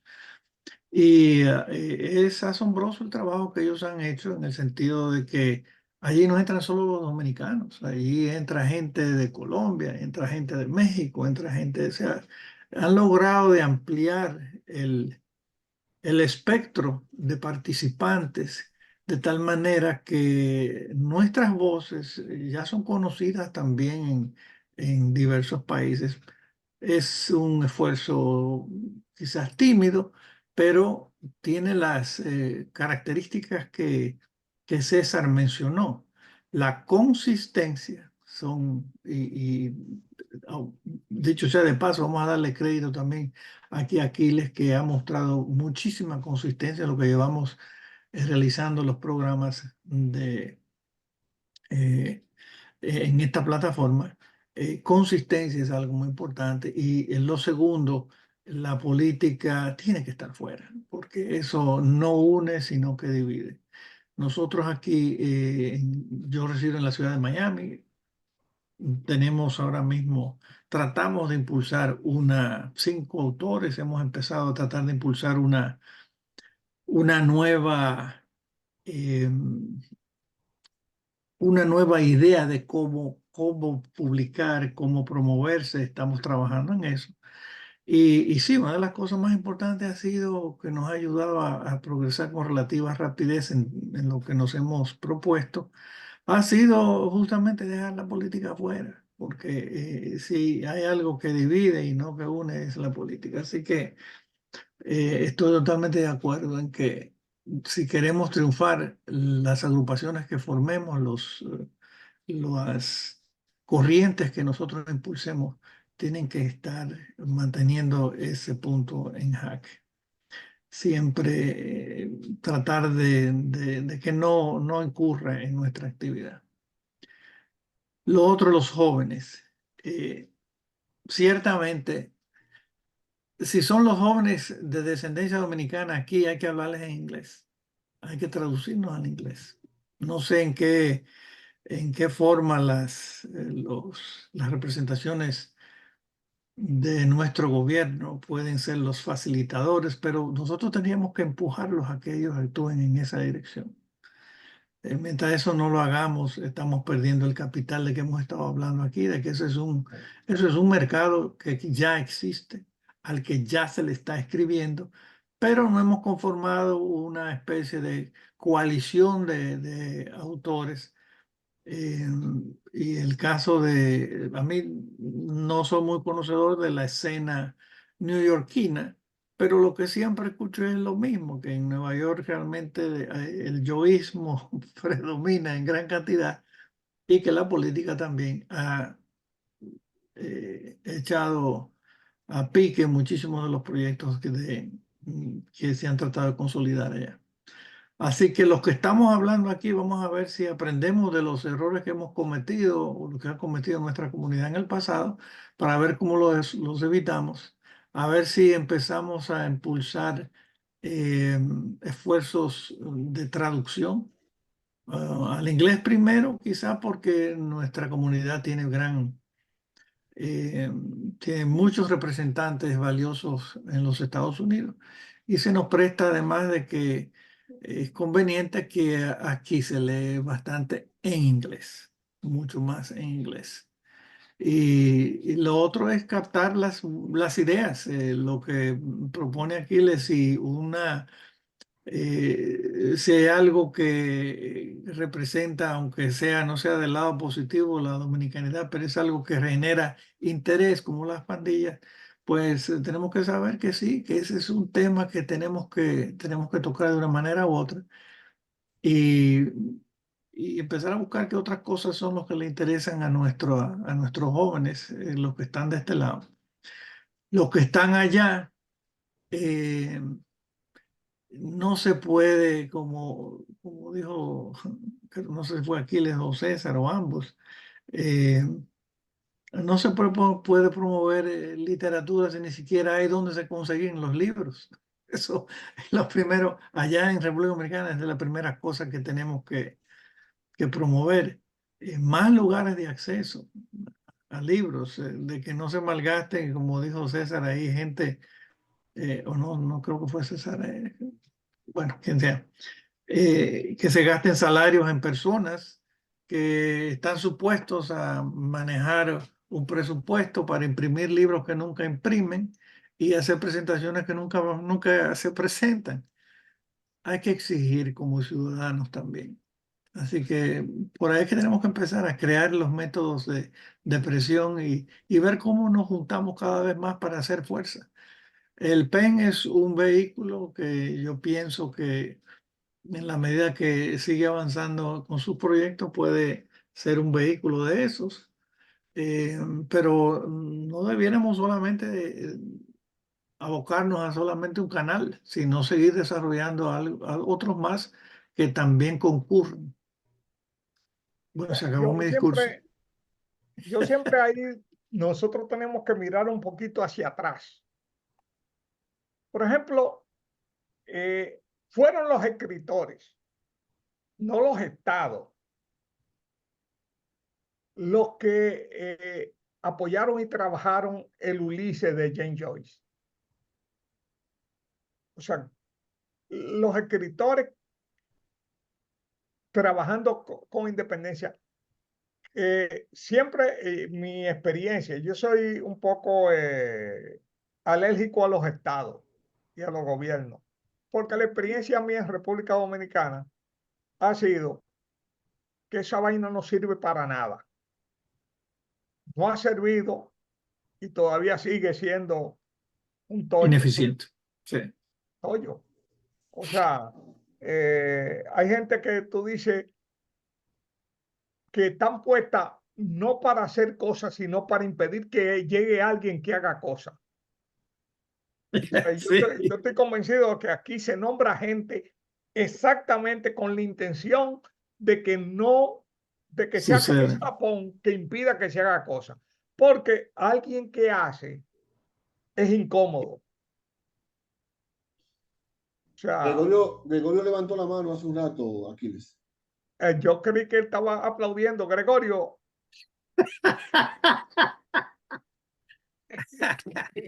Me encantó el comentario de Osvaldo. Sí. Gracias, gracias. Buenas noches. Mi nombre es Gregorio. Estoy en Brooklyn. También, al igual que Manuel y al igual que muchos, soy un aspirante. Aunque ya hemos publicado 2 libritos.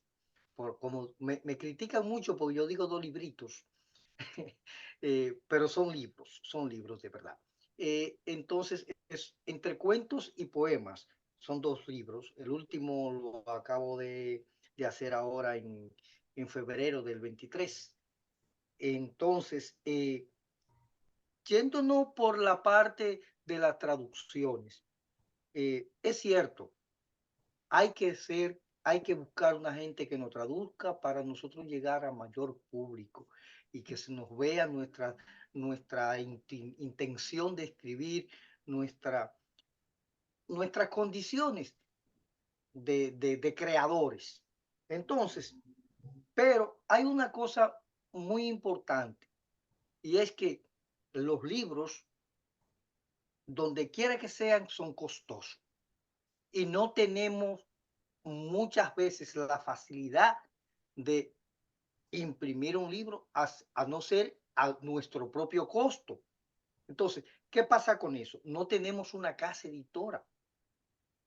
Y alguien me dijo hace mucho tiempo que hacer un libro nosotros mismos con nuestro propio peculio no es una garantía de que el libro va a salir.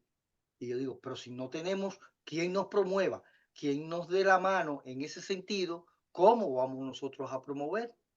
Hay muchos lugares, por ejemplo, bibliotecas,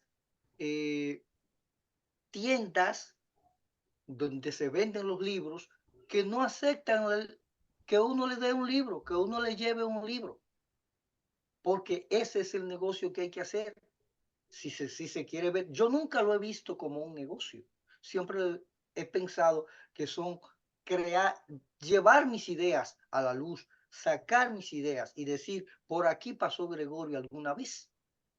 No lo veo como un negocio. Pero yéndonos al fondo, la traducción es importante para todo el que quiere proyectarse. Pero ¿a qué costo? Sale costoso. Ustedes mismos que ya tienen una experiencia en ese sentido, conseguir una persona que le traduzca a uno, que se le apegue a lo que uno piensa exactamente en la traducción, pues es un tanto cuesta arriba, por lo costoso que es. Entonces, si nosotros no tenemos un estado, un movimiento, una condición que nos promueva a los que estamos tratando de comenzar o a los que nos tratamos de levantar en estos momentos, dando a conocer nuestra lengua, dando a conocer nuestras historias, dando a conocer nuestra trayectoria como dominicano en el exterior, se nos hace un poquito difícil. Me gustaría oír su opinión en ese sentido, porque ya que ustedes tienen esa experiencia, ¿cómo lo han hecho ustedes cuando comenzaron, cuando salieron? Se le hace un tanto cuesta arriba a nosotros. Por ejemplo, hay algunas bibliotecas o librerías que a uno se le hace difícil. Y cuando uno va y lleva el libro o alguien lo ayuda a uno y le pone el libro en la librería, lo ponen en el último rinconcito porque uno no es reconocido, porque uno no tiene esa trayectoria de un escritor sobresaliente. Entonces, ¿cómo se va a dar a conocer? Es mi pregunta. Me gustaría que ustedes me dieran un poquito de luz en ese sentido. ¿Alguien se atreve a darle una respuesta? Bueno, Bueno, yo, en el caso mío, yo tuve la suerte de que juntarme con Rina y que ella me traduzca fue un acto casi mágico porque es primero que una intelectual que escribe en dos idiomas, que piensa en dos idiomas, se interesa en lo que tú escribes. A falta de instituciones que puedan hacer eso, es muy difícil costearse las traducciones. De hecho, los traductores que tú puedes conseguir, que son traductores mercantiles, que no es porque le interesan en tu obra, como en el caso de Rina, que se interesó en mi obra, o en el caso que se interesó Rina en la obra de Diógenes, de Juan Mato, o de Kiani Antigua, de cualquiera de ellas, y de Elizabeth Balaguer. Si es una traducción que tú te estás costeando, te van a cobrar por palabras, ni siquiera por Eso no hay idea, quien ni lo pague. siquiera por línea, ni siquiera ni por lo que tú quieres decir. Es una tradición puramente mercantil. A lo que debemos aspirar, y es mi aspiración, es que se cree, se logre conseguir a nivel cultural e institucional un grupo de escritores, de traductores formados o que se estén en vía de formación, como es el caso de Rina, que tiene una escuela de traducción y está enseñando a los jóvenes universitarios a traducir, la técnica de traducir, para ya dejar eso como legado en Massachusetts. Conseguir que la institución cultural nuestra, digamos el Ministerio de Cultura, estos escritores que hablan bien las dos lenguas, que hablan el francés o que hablan el italiano, que traduzcan por lo menos comenzando con los clásicos dominicanos. Podía ser que se le pague a nivel estatal a traductores oficiales, a traductores buenos, como es el caso de Pitro o como es el caso de María Antonella, la que le traduce a Mateo Morrison, casos así, decirle, mira, vamos a hacer un contrato para que tú traduzcas los premios nacionales de literatura de tal año a tal año en novela o en cuento o en poesía. Y se puede lograr hacer algo a nivel estatal porque tiene ese dinero para hacer eso. Pero independientemente, Gregorio, creo que muy cuesta arriba pagarse una traducción cuando la persona que te va a traducir no tiene empatía con el autor, no lo conoce. Lo que está pensando es cuánto vale cada palabra que él va a traducir. Es muy cuesta arriba. De hecho, yo he pagado traducción así, de esa manera, muy costosa, cuando yo tengo la necesidad de decir en otra lengua lo que quiero urgentemente. Por ejemplo, yo escribí sobre un tema de Haití y yo pagué una traducción al creol porque yo quería que los haitianos leyeran lo que yo dije de ellos. Pero eso, yo no quería esperar a que eso ocurriera. Fuera de ahí, yo espero a que Rina me traduzca o que me traduzca, por ejemplo, ahora mismo me tradujeron una obra de teatro al árabe, porque la van a leer allá. Entonces, cuando eso ocurre porque alguien se interesó en tu trabajo. Fuera de ahí es muy complicado, muy costoso, muy cuesta arriba. Es una cuestión de paciencia, no te debes desanimar, tú tienes que confiar en ti, en tu obra, en en que tú lo que tienes que hacer es el trabajo, independientemente de que se reconozca o no se reconozca o que no se venda. y ya lo otro hablará por sí solo. Es lo que yo creo humildemente. No me vea como un ejemplo de que me han traducido. No, yo tuve suerte. El trabajo es más duro de ahí. Muy bien. Prácticamente ya tenemos todo el tiempo agotado, pero quería Tengo anotar una lo queja siguiente. contigo, Aquiles. ¿Eh? Tengo una queja contigo. Dímela. Tú me invitaste como poeta, ¿no? Y esto no ha hablado nada de poesía. Es un coloquio sobre tu poesía. Y mira para dónde fue que me metiste, para lo hondo, para lo hondo, para lo hondo. Yo no, Tú no. Está yo bien, no. está bien. Pero me voy a callar. Vamos a terminar por lo menos con un par de poemas tuyos. No. Vamos a darle la oportunidad a los que quieran hablar y conocer. Debo decir también a los amigos que están aquí, mi correo es veras con B larga, veras.cesar. Lo puedes escribir ahí si tú quieres, aquí para que yo lo vea. veras.cesar@gmail. Me ponen un hola y cualquier texto mío que no tenga compromiso editorial, con el mayor placer se lo envío, ya sea infantil, juvenil, para adultos o cualquier género que sea. Todo lo que yo escribo pertenece a los amigos. Muchísimas gracias. Esa es una oferta que todos agradecemos. Yo tengo, como le dije, yo tengo una idea siempre de cosas que se pueden hacer fuera del Estado, fuera de gobierno, fuera de política, fuera de partido. Porque los escritores, este es nuestro problema, este es nuestro lío, y usted no puede soltarle el lío de la literatura a políticos. No. Si usted está loco. Es fuera de la política, pero hay que O buscar sea, los fondos. políticos tienen su propio objetivo, y el objetivo del político es llegar a un cargo y ver cómo se hace. Punto. Y si no entendemos eso, no entendemos la cuestión. O sea, nadie está caravaneando para resolverle los problemas a la literatura ni al arte. Está caravaneando y está haciendo su cosa por sí mismo. Es Entonces, cierto, pero lo doloroso es cuando uno de nosotros, como intelectual, como poeta, como escritor, como lo que fuera, como gestor cultural, llega a un puesto de poder y no llegan, hace el trabajo que debe llegan, hacer. César, llegan y han usado el dinero mío y el tuyo en proyectarse ellos. Sí, así es. O Te sea, voy a poner un caso. Tenemos a más de un escritor, embajador o cónsul fuera de este país.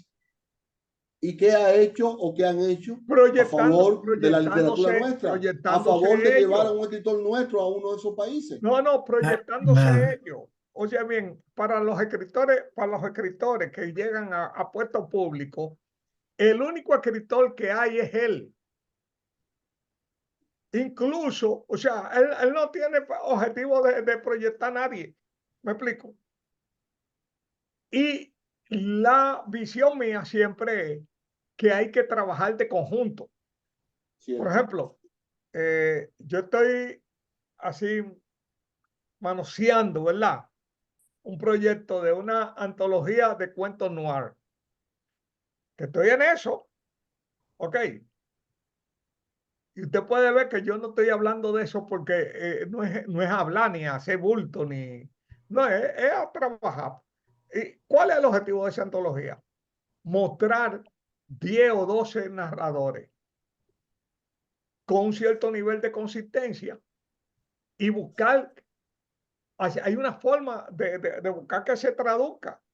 Yo tengo gente que yo pienso tocarle la puerta en su momento. Por ejemplo, la hermana de Juan de Lancel, Ercilia de Lancel. Muchos de ustedes no la conocen. Yo sí. Eh, muchos de ustedes, algunos no conocen tampoco a Juan de Lancel. Pues sí. Pero hermana de Juan de Lancel, ella traduce, ella incluso es profesora de inglés, profesora internacional incluso de inglés. Tiene muchísimo, un buen manejo de la lengua en inglés. Y es amiga mía, y yo pienso decir, porque además la traducción con Google Translator se ha hecho más fácil. O sea, que Google Translator te trabaja el sentido y entonces ya la traducción tiene que trabajar más sobre el estilo que sobre el sentido.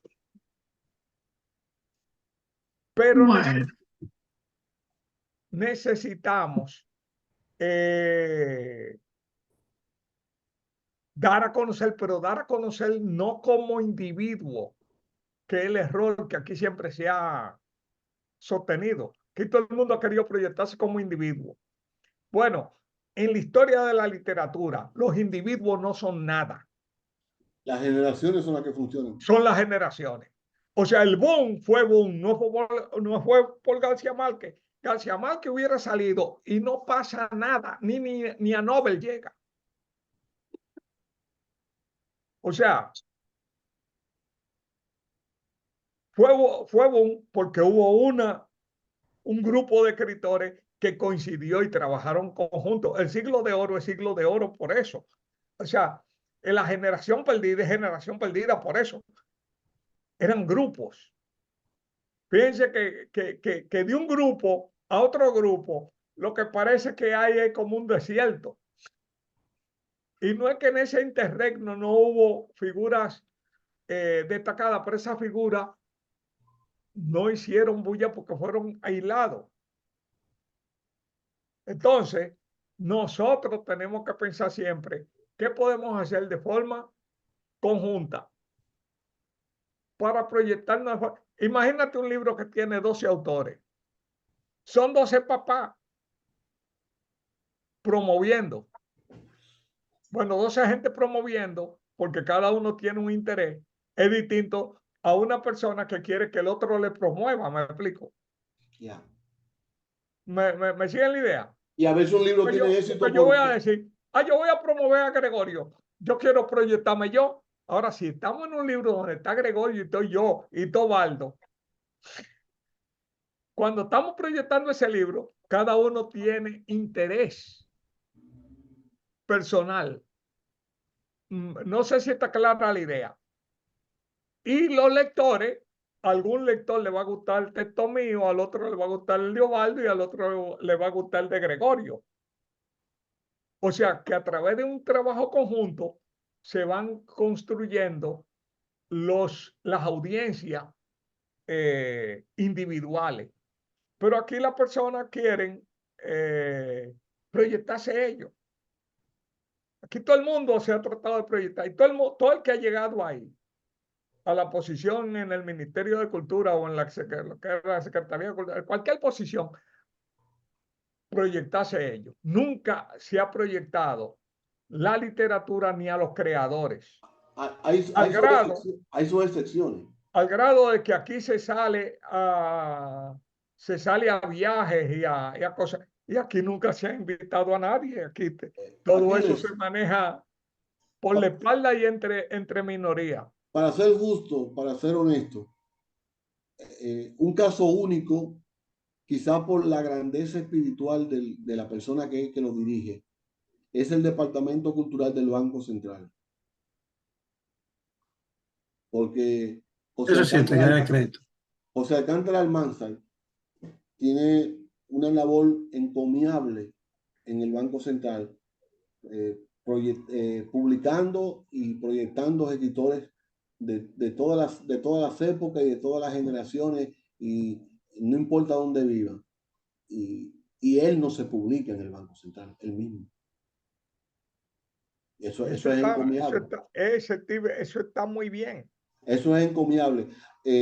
Claro, frente a eso está también lo que hacen antología y se ponen ellos de primero, que es otra historia. Pero tú tienes razón en lo que dices.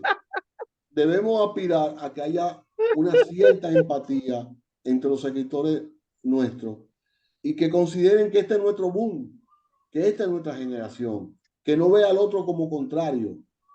Como decía el poeta español, no es solo y pronto, es con todos y a tiempo que debemos llegar. La antología, eso es otra historia. Pero independientemente de que se publique o no se publique, de que se traduzca o no se traduzca, la obligación de un escritor es escribir bien. Totalmente. Lo otro va a llegar si llega. porque ni la gloria no está, no es segura. Todo es vanidad, la gloria incluida, como decía el predicador. Así que lo que hay que hacer es el trabajo, escribir y escribirlo íntegramente. O sea, que ese sea tú. No escribir por concurso, no escribir porque me van a publicar, no escribir porque está de moda. No. Di tu verdad. Escribe lo humano para que trascienda. Eso es lo que yo creo. Bueno, César está comprometido para el mes que viene impartirnos un taller sobre décima. Habría que ver a quién le guste eso. Óyeme, que te guste a ti, me guste a mí ya. El que no se quiera, que no entre. Esto Oye, no es obligado. Pedro Mire escribía buena décima. ¿Sabías? Esto no es obligado, ni nosotros estamos cumpliendo peticiones, porque Oye, esto no es Aquiles, una emisora. Pedro Mire escribía Hacemos buena décima. nuestro taller sobre décima, el que le dé la gana entra y el que no le dé la gana no entra. Oye, Y aquí no entro. parecía político tú hablando así. No, es que nosotros tenemos que tener nuestra cosa clara, ¿me explico? Esto no es una cosa de peticiones, de que Tiene que venderlo más suavizante. Tiene que decir, la décima es una estrofa con más de 5 siglos de escritura y permanencia. Es una zona común de idiosincrasia. Pues, Y por ahí César, tú te metes. no hay que darle mente a la gente. Olvídate de eso. Además, ¿Por qué tú no te invitas a Leo Silverio para que haga un taller de narrativa corta, donde es un experto y un valioso escritor? bueno, ahí ya le cayó ese muerto a Leo. Bueno, Por favor. ese muerto puede ser después del muerto de César. la décima. Estoy nada más invitando a que invite Ya a le cayó Leo. a Leo. Y conste que no fue mío. Oye, Bueno, Leo es Ok. un escritor que yo admiro muchísimo, viejo. Muchísimo. muchas gracias, muchísimo. muchas gracias. Yo creo que esos Entonces, productores amigos míos me quieren mucho. Yo igual. la semana que viene, Mentira, yo no regalo un elogio. vamos a tener a Casey Montage. Ya. Ese es bueno también. O sea que vamos a tener también un escritor de la emigración. Ese es bueno y tiene de compañera otra buena ahí Oh, al lado. Ese duerme con la musa al lado. Ese es bueno y con Kiani al lado es doblemente bueno. No, y con la hija, con Mía, que también Y escribe. Mía Sí, talentosísima. talentosísima, sí. Pues sí. Así que ya saben que el jueves que viene vamos a tener eso. El martes que viene, aprovecho y digo que yo voy a trabajar un tema sobre la activación del cerebro. Tengo voy a hablar una charlita sobre nutrición cerebral y cómo prevenir problemas neurodegenerativos. Por cierto, Osvaldo, tengo que coordinar contigo para que hablemos de eso. Ok. En tu Aquiles. calidad de médico psiquiatra. Aquiles, como ya me voy, Ok. quiero decirle a Osvaldo, a Inocencia, bienvenido, a Gregorio, a mi hermano Leo, a Máxima, a Misiades, a Manuel Marte, a todos los que han estado, que no me vean como un escritor que vive fuera o como un escritor que vive aquí o como un tipo que escribió tal cosa. Véanme como un hermano, como un compañero de viaje en esta trayectoria. Yo soy de lo que creo que nadie es autor por sí solo. Somos una suma de voces, una suma de andamios hasta que conseguimos nuestra propia voz. Entonces somos de que un autor. Pero primero va una suma de cosas, de vivencia, de interacción con el otro, hasta tú convertirte en lo que eres. Así que mírenme así y en mi casa siempre hay comida caliente y vino para los amigos. ¿Okay? Muchas gracias. Confirmando el correo, Veras con B. Veras con B larga, con B de bueno, veras.cesar@gmail. Ahí estoy yo. Ok. Estaré refiriendo mi libro. Sí. Como yo estuve invitado aquí de que como poeta, no se pudo, Así que aprovecho para decirle que en Amazon hay algunos libros míos de poesía que pueden ver. Si les gusta, pueden poner mi nombre en Google. Si hay alguno que les gusta, pues yo le mando el PDF con todo gusto. En España va a salir a finales de año un texto poético que se llama New York City, Diario de Ciudad Caníbal, que es una obra sobre la nocturnidad de Nueva York. Es una obra solamente sobre la nocturnidad de Nueva York, donde el poeta ve la ciudad nada más de noche. Y pero para poeta, despedirme, para terminar, regálenos uno. Sí, sí, un poema. regale Un poema. Regálenos Sí, uno, sí, sí, poeta, no para puede irse por terminar. lo menos ya sin regalarnos uno. Dice, bueno, le voy a decir uno que me gusta a mí. Dice, ella amaba la lluvia y ella era en sí misma una lluvia indecible de trigos y amapolas. Cual si fuera una huida de plenitud o asombro, su boca era un rumor de gotas sobre el techo y su sexo un camino poblado de relámpagos. Nunca se vio dos veces a sí misma al espejo. Era distinta y única, como todos los miedos. Sé que amaba la lluvia porque sus manos iban desbocadas al mar y sus ojos tocaban como beso de incienso. Ella puso su lengua sobre el pájaro acuoso que gravita en las sienes. Ella tenía el delirio triunfal del aguacero. Por eso yo la amé con mi cuerpo de tierra. Wow. Bueno, pues Muy nos despedimos bueno. con poesía. Gracias, Muchísimas gracias Aquile. Un abrazo, hermanos. a Gracias, César poeta. y Un abrazo. Gracias. seguiremos. Recuerda Buenas noches. la invitación para Leo. Seguro, ya tú le metiste ese muerto arriba, eso no, él no se salva de esa. Lo van a disfrutar mucho porque el que lee los cuentos cortos de Leo es como si estuviera viendo secciones de una película, pedazos de fotografía, de fotografía en movimiento, porque a la hora de escribir los microcuentos de Leo, él no puede sustraerse de su amor al cine. Y tú crees que lo que está viendo es una secuencia de filmografía. Es una poesía, es una narrativa más que narrativa, es un arte visual lo que tú estás percibiendo cuando leas Leo Silveira. No se lo pierdan. Muy Tenemos bien. introducción ahí. Bueno, nos vemos. Yo le leo Bueno. a Leo. Buenas noches a todos. Muy buenas noches y muchas gracias a Aquiles y a César y a Un todos los abrazo, demás. Osvaldo. Un abrazo.